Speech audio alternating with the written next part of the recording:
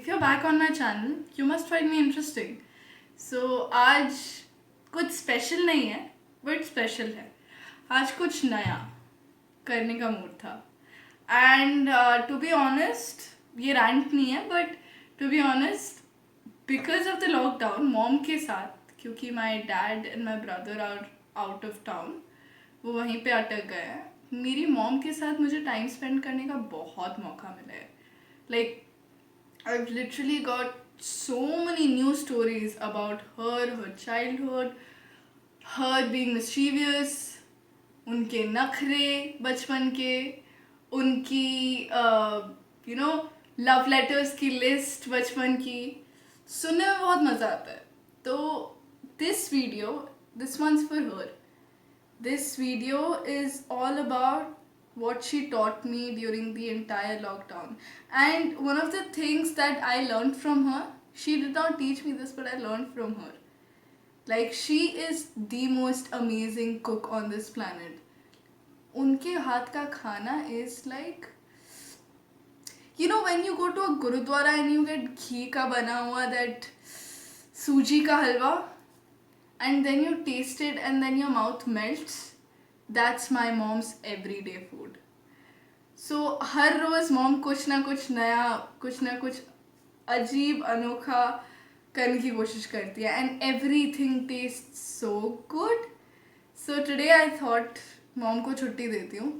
Mom ने बहुत खाना बनाया है मेरे लिए. आज खुद खाना बना के देख लेते हैं.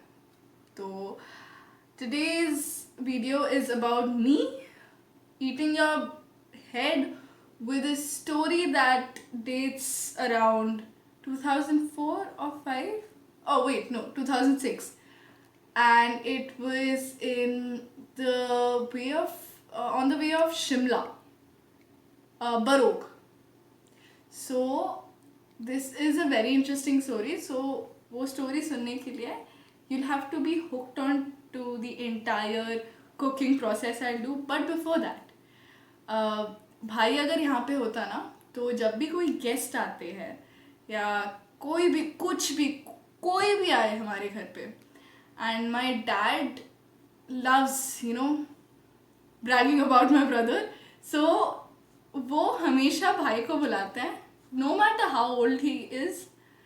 उनको बुलाते हैं और उनसे गाना गवाते हैं, which is very close to my heart. So anyone who travels to Shimla और मनाली और बरोग on the route to that way knows this song. So I'll sing 2 lines of it. Sorry for burning your ears. Please adjust with me.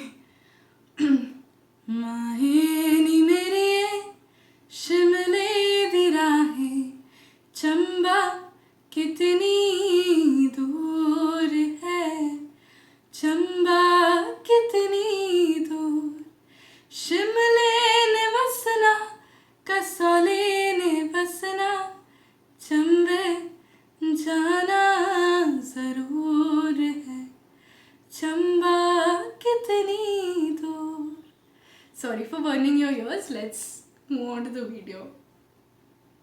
तो आज मैं आप लोगों के साथ एक क्यूट सी स्टोरी शेयर करूँगी, which begins with my parents' 10th anniversary and ends up in me eating a hell lot of food. तो कहानी शुरू होती है एक हाईली एडवेंचरस कपल के साथ जो कि एक ट्रिप प्लान करते हैं टू शिमला. अब ये स्पॉन्टेनियस सा ट्रिप, और बैक सीट में बैठे 2 डेविल फेस्ड बच्चे. गाड़ी चलते चलते चलते चलते जब आधे रास्ते पहुंच जाते हैं, तब मेरे पापा को, मेरे प्यारे पापा को याद आता है वो अपना एनिवर्सरी गिफ्ट घर पे भूल गया. मेरी नींद ना कुछ ऐसे खुलती है, oh shit oh shit oh shit, please गाड़ी घुमा, गाड़ी घुमाना पड़ेगा अभी अभी अभी अभी. जैसे ही ये एनिवर्सरी गिफ्ट का पंगा ख़त्म हुआ, हम मतलब मैं और मेरा भाई गाड़ी के पीछे बैठ के जो मस्ती कर रहे हैं, अब ये तो मेरे मम्मी पापा को झेलना पड़ रहा है. अब उनका बनता है कि बाहर जाए, कुछ अच्छा खाए, कुछ अच्छा पिए, एक सोलो ट्रिप पे जाए, मतलब कपल ट्रिप पे जाए. बट हम बच्चे कहाँ मन के सच्चे, कहाँ प्यारे। नहीं, बिल्कुल भी नहीं। अब बचपन से ही मुझे ना बहुत आदत है खाने की। तो हम ना बहुत ज़्यादा ढाबे पे रुकते थे। जब भी हम किसी ट्रिप पे जाते हैं, हम बहुत सारे ढाबे पे रुकते हैं रास्ते में। तो this was like a tiny shed on the road selling food. तो हम ऑन रूट टू शिमला हम वहाँ पे रुके to eat some tasty delicious food. ठंड हो रही थी बहुत जम के।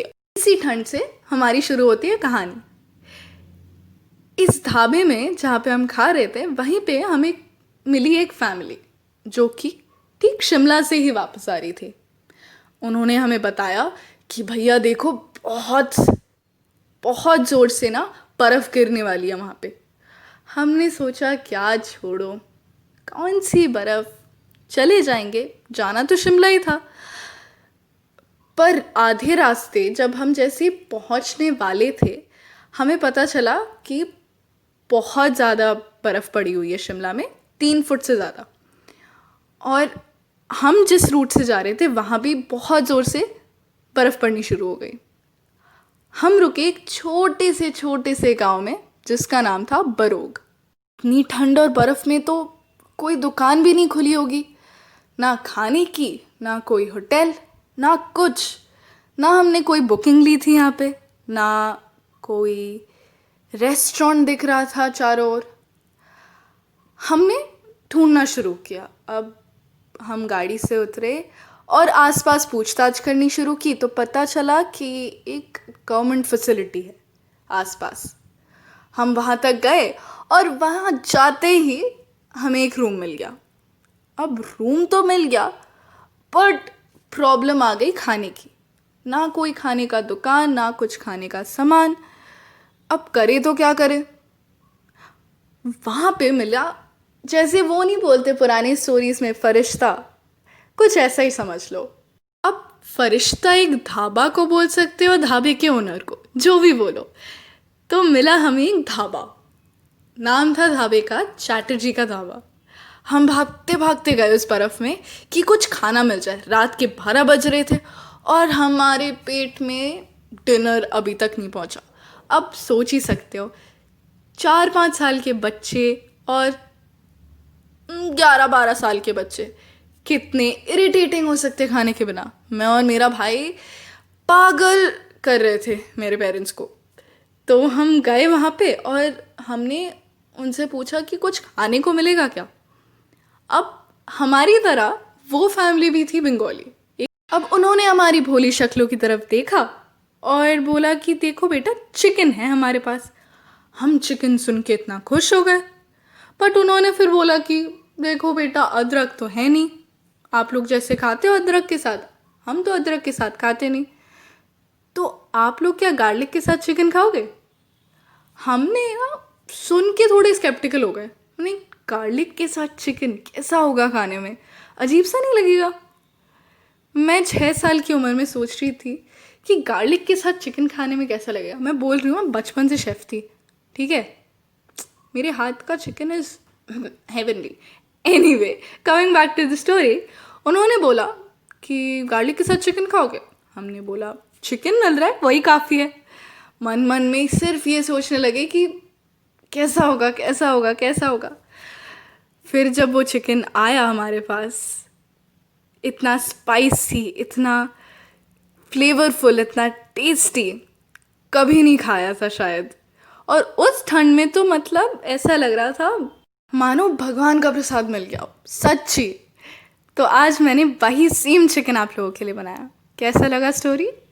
Press that bell icon and never miss another update from the Banter Mirror.